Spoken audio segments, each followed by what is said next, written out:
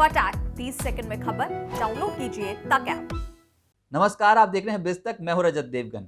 आज हफ्ते का आखिरी कारोबारी सत्र था, लेकिन एक दायरे में फंसता हुआ नजर आया मार्केट। हालांकि शुरुआत ठीक थी, 52 अंकों की तेजी के साथ खुले 17,797 के लेवल पे 17,900 के लेवल को भी अटेम्प्ट किया, लेकिन शुरुआती एक घंटे के बाद ही आगे मुनाफा वसूली। कुल मिलाकर ना नीचे 17,700 टूटा, ना ऊपर 17,900 के ऊपर टिक पाए और बाजार टाइम पास करता हुआ नजर आया। क्लोजिंग 66 अंक बढ़कर निफ्टी की आज 17,812 पे हुई है। निफ्टी बैंक 249 अंक बढ़ता हुआ नजर आया और सेंसेक्स में 142 पॉइंट्स के गेन देखने को मिले।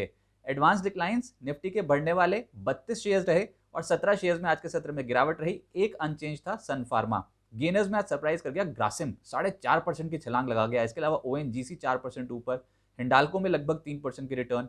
एचडीएफसी लाइफ और श्री सीमेंट जैसे स्टॉक्स में आज थी मजबूती। गिरावट में Bajaj Finserv, M&M, Bajaj finance पाएंगे आप।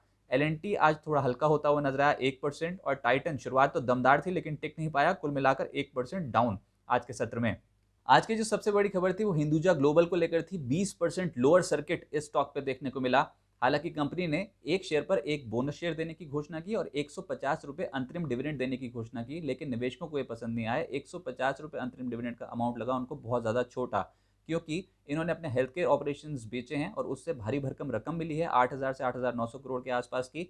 और ये जो अगर आप 150 रुपये अंतिम डिविडेंड की बात करें तो इससे रकम बैठती है 315 करोड़ के आसपास की। तो ये बहुत छोटा अमाउंट लगा और उसके चलते आगे मुनाफा वसूली। 4 जनवरी को 3,920 का भाव था। आज की जो क्लोजिंग है वो 2,856 की है। आज ही 20% का लोअर सर्किट। बीते कुछ दिनों में हायर लेवल से बहुत तगड़ी रिट्रेसमेंट देखने को मिली है। दूसरा, गार्डन रीच, ये था स्टॉक आज जो कमाल कर रहा था। लगभग 10.5% के रिटर्न मिले और खबर यहां पर ये कि रमेश दमानी ने Q3 में 1.09% हिस्सा इस कंपनी में खरीदा है। सेक्टर स्पेसिफिक सीमेंट सामने आया। कमाल कर रही थी आज सीमेंट कंपनियां, छोटी भी और बड़ी भी।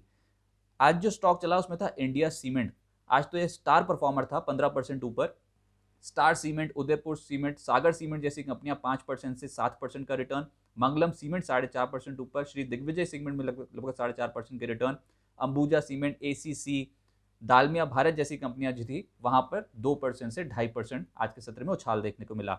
Oil and gas share, oil India लगभग 8% और ओएनजीसी लगभग 4% ऊपर, इसलिए क्योंकि क्रूड चल पड़ा है और उसके चलते चलते इन कंपनियों में अच्छा एक्शन देखने को मिल रहा है।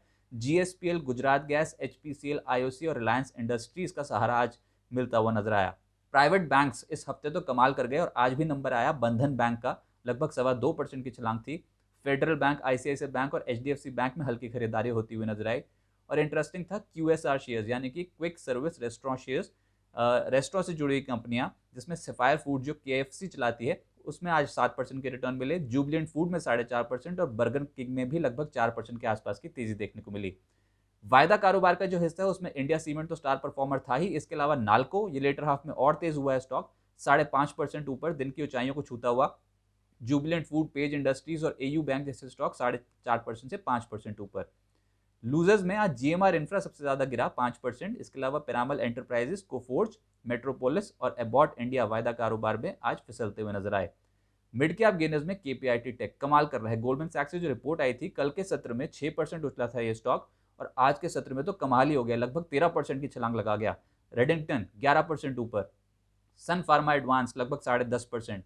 वेलियंट ऑर्गेनिक्स, असाही इंडिया, एचओईसी जैसे स्टॉक्स 9% से 10% ऊपर।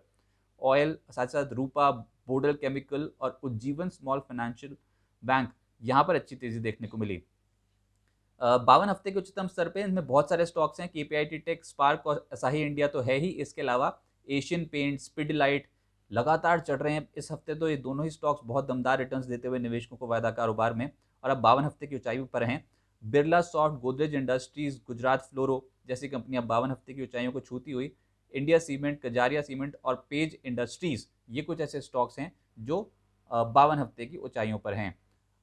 इस हफ्ते अगर बात करें तो निफ्टी में लगभग 2.5% की तेजी देखने को मिली, लेकिन जो रियल एक्शन देखने को मिला वो था निफ्टी बैंक में। कमाल कर गया निफ्टी बैंक, लगभग 6.25% का रिटर्न। और हफ्ते में अगर आप देखें क्या चला है तो banks, financial services, oil and gas, सरकारी कंपनियां और शुगर सेक्टर इस हफ्ते सबसे बेहतरीन प्रदर्शन करते हुए नजर आए हैं। जो नहीं चला वो है आईटी और फार्मा, पिछड़ गए। लेकिन आईटी अगले हफ्ते रेडार पर रहने वाला है क्योंकि बड़ी कंपनियों के नतीजे आने वाले हैं। वीकली गेनर्स में अगर देखें तो ग्रासिम जिस तरीके की चाल दिखी है इसमें लगभग 11% उछला एक हफ्ते में। निफ्टी पे और एक्शन बना है, ओएनजीसी में 10% इस हफ्ते का स्टार परफॉर्मर रहा। बजाज फाइनेंस और बजाज फिनसर्व आज तो नहीं चल पाए, लेकिन पूरे ही हफ्ते के बारे में बात करें तो 8 से 9% के आसपास के रिटर्न मिले हैं। आयशर मोटर और एक्सिस बैंक भी स्टार परफॉर्मर्स की कैटेगरी में आए हैं। वीकली निफ्टी में जो गिरे हैं उसमें आज आप फार्मा पाएंगे और आईटी में टेक महिंद्रा लगभग 5% नीचे। एक हफ्ते में डॉक्टर रेड्डी स्लिप हुआ है 4%, इन्फोसिस में 4% का डेंट पड़ा है। Divis lab, Cipla, HCL technology जैसे शेयर्स यहाँ पर 2% और 3.5% के आसपास की गिरावट देखने को मिली है।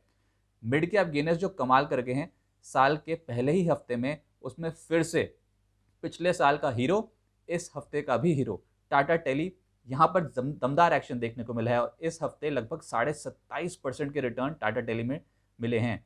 ग्रीव्स कॉटन 27%, इंडिया सीमेंट और पूनावाला फिनकॉर्प जैसी कंपनियां 20% से 25%, वेलियंट ऑर्गेनिक्स, एयू बैंक लगभग 18-19%, मिंडा कॉप, केपीआईटी टेक और एफएल जैसी जो कंपनियां हैं यहाँ पर 15.5% से 18%, उज्जीवन स्मॉल फाइनेंस बैंक लगभग 14.5%, और इसके अलावा स्पार्क, बलरामपुर चीनी, गुजरात फ्लोरो, ये कंपनियां एक हफ्ते में आउट परफॉर्म करती हुई नजर आई हैं। Redington, Varroc, Rajesh exports, BEML और प्राज इंडस्ट्रीज 11% से 13% के आसपास के रिटर्न इन तमाम स्टॉक्स में। अब आगे क्या होगा?